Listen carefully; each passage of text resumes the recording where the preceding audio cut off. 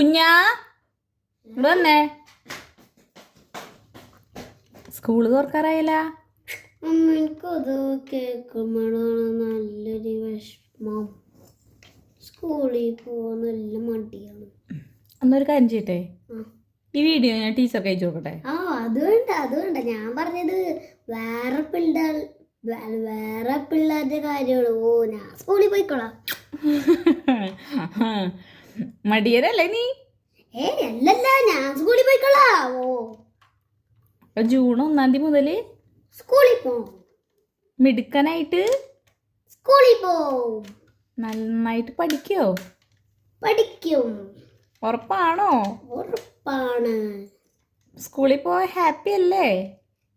ഹാപ്പിയാണ്. അപ്പൊ ഹാപ്പി ആണെങ്കിൽ അമ്മയ്ക്ക് ഒരു ഉമ്മതാ.